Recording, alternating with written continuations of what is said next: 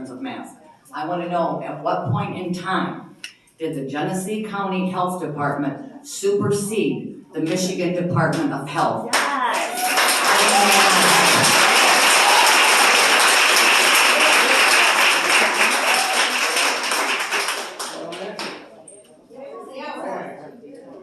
My name is Jason Lee, Flint, Michigan.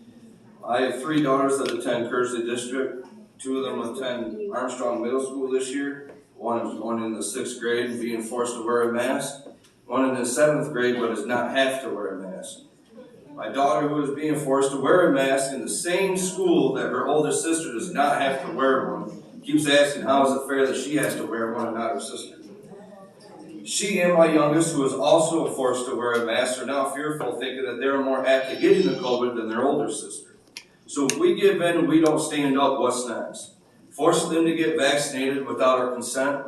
What happens to these school districts when we start pulling out our children and start having them homeschooled? Your government funding depends on us sending our children to your school. You are doing nothing but striking fear into our children and forcing them to wear these masks. My children have parents, you are not them. Please leave the parents to the parents.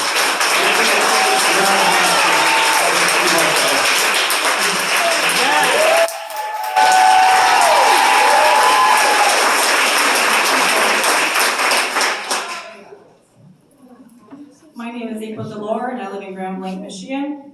I'm just here to say that anybody who's ever been to a doctor with an illness that they never knew what it was and they came back, the doctor will say, I'm not really sure what's wrong with you. It's probably a virus and you'll have to let it run its course. We have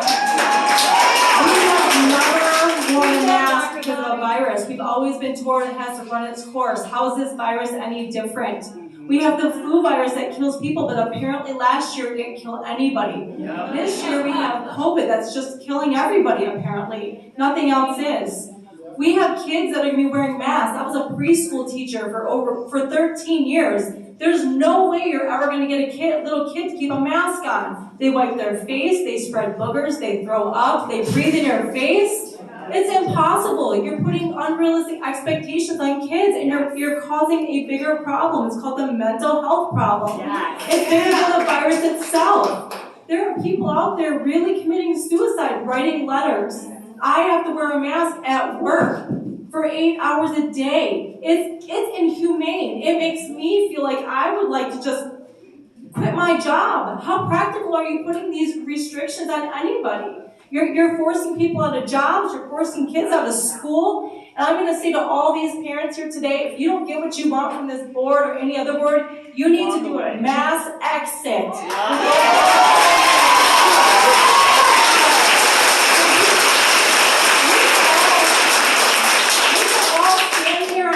Talk, but if you don't walk that walk, they're not going to take you seriously because the schools need the money. That's why they have to do it. That's the restrictions you're putting on these schools. You're putting them in a bad spot, and I urge you to not do that. Thank you.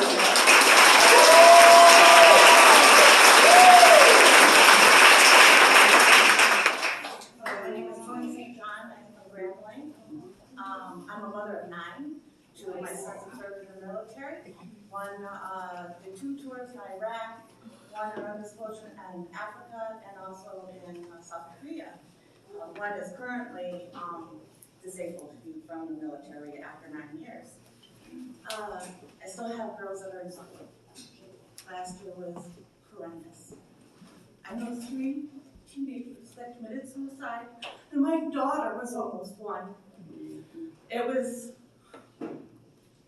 I'm sorry, this is very emotional. It was very hard. I had to sleep in her room after we stripped it out on a mattress at night, touching her to make sure she was still okay, praying for her. This went on for months and months and months. The social anxiety that she had just grew more and more, not being able to see faces, not knowing if they're looking at her or what they're thinking. It was horrible. She did 10 days in a clinic. She's now on antidepressants and mood stabilizers. She so badly wants to get back to a normal life. This COVID will never go away. If they found that it is now in deer, it is now in animal vessels, it will never be eradicated. We have never eradicated any virus. Any virus. It's not going away.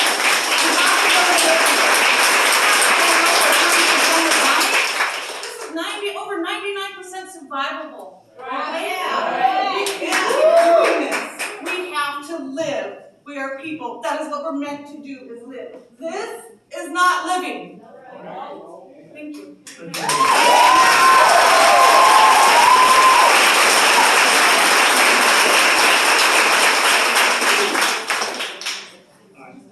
My name is Naomi Vick. I'm from Genesee, Michigan. I have 3 girls. I'm very emotional about this. I have 3 girls in Davison schools. My youngest is 8 years old, and she has hearing loss. Because of inconclusive testing for 3 years, we learned she had some sort of hearing loss at 2 years old.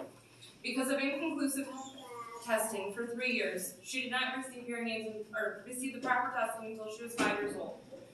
Just after her 6th birthday, she got her hearing aids. Because of all of that time, without the proper resources that she needed, she learned to rely on lip reading, facial cues, and she was the most expressive child I have ever seen.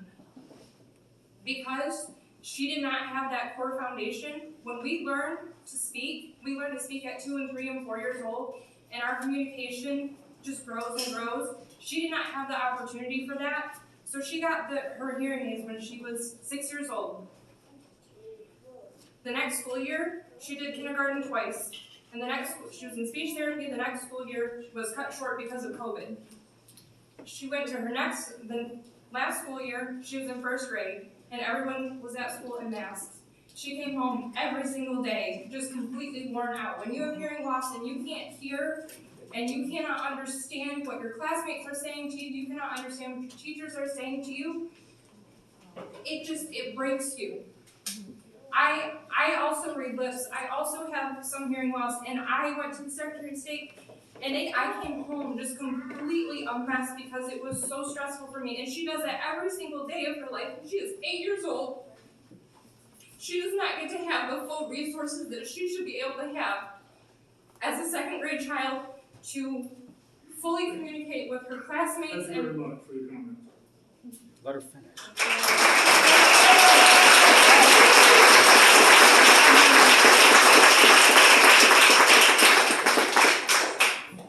Good afternoon. My name is Jane West, and I'm a licensed clinical master social worker from Grand Blanc. I'm employed as a child and family therapist at Voices for Children Advocacy Center and the mother of a 6th grader. I'm here today to share my support for your decision to mandate masks for children grades K through 6 from my perspective as a child mental health professional. My support rests on 2 primary facts. Masks help protect children from COVID-19, and the simple act of wearing a mask in and of itself is highly unlikely to be damaging to any given child's mental health. Are you delusional? Delusional. Demonstrate the effectiveness of masks in helping to reduce the chance of COVID-19 infection. Therefore, I'm not going to belabor that point. Instead, I'll focus in my area of expertise, which is children's mental health. I continue to hear the concern that our children's mental health at large is being put at risk when they are required to wear masks. The typical negative implications are that masks are simply unnatural, that they impede the ability for children to fully express themselves via facial gestures, or that they are a reminder of potential danger, which may cause anxiety and fear. While I agree that masks certainly have become the symbol of these sentiments for many of us, masks in and of themselves are not the cause of these issues. Oh my God, shut up. Is not to fight against every mask mandate, but rather to help our children with expressing themselves and feeling comfortable with or without them. If this is not so much about where the COVID-19 numbers or local or national rules are on any given day, but about how caregivers respond to their children. If families can create an atmosphere within which their children feel their voices are heard and respected, and see their families and communities working together to keep them safe. Sit down, lady. I hope you don't have kids. Hey guys, we're giving everybody respect in here. Other people are talking, please give this person the same respect. Hello, I'm Bruce Boltz from Davison. The so-called experts told us We gotta flatten the curve, remember that? 14 A year and a half later, here we are. These same experts also told us, trust the science. That is until you show them the science. The science is that kids from 1 to 20 have a survival rate of 99.9. You have a better chance of getting hit by lightning or a train out here than you do catching this crap. I'm reminded of Ben Franklin's famous words. Those that give up liberty for safety deserve neither.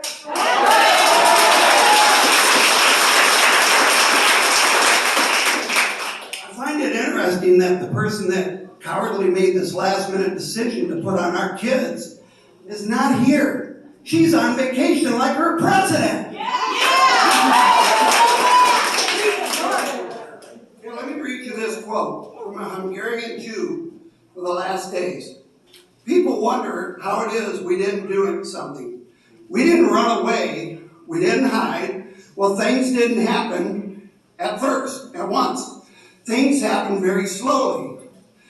So each time a new law came out, move the goalposts, came out, or a new restriction, we said, well, just another thing, it will blow over. When we had to wear the yellow star to be outside, we started to worry. And 6 million later lives killed because of that stupidity. Do I get rid of this virus? Delta and the mask? Fire Democrats! Turn off the media.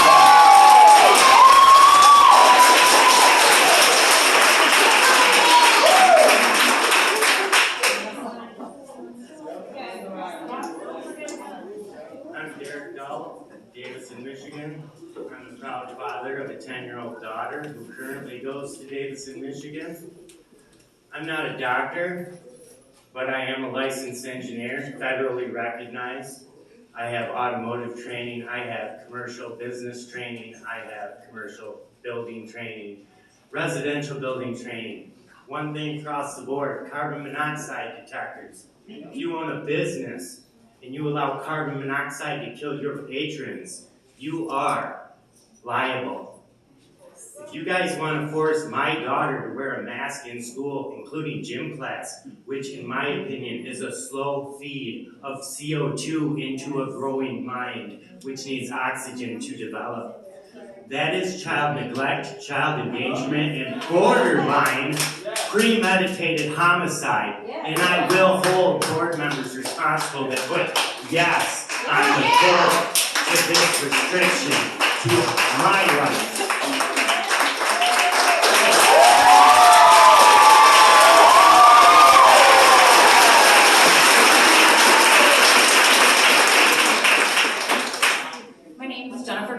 I live in Flint Michigan. My children attend Davison schools. I also have a child care center where masks were mandated for my young children to wear. I don't know if anybody has ever worked with children. They can't keep socks on. You want us to keep a mask on them. They lick gates, they lick toys. Guess what? None of them wore masks very often because they wouldn't stay on. They licked each other, they licked gates, they licked toys. I didn't have one COVID case in my daycare.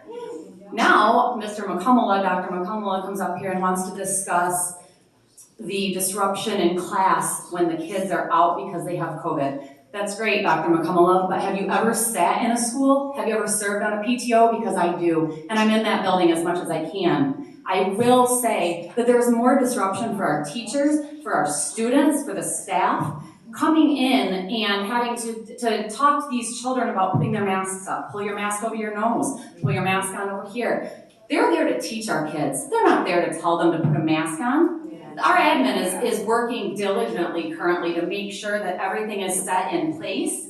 But guess what? That's not their job either. They should be there running our schools. They should be there worrying about our kids, not whether or not they have a mask on. That's up to us. Those are our children and our the parents' choices. I've had COVID. My children did not get it in an RV in Florida, sleeping in the same bed as me. Nobody but my husband and I caught it. My children are fine. They're safe. Maybe they did have it and I didn't know. And yes, we quarantine. But guess what? They've probably got the antibodies, such as a million other children in Michigan have. Let them live, let them be free. Let them see faces and enjoy life instead of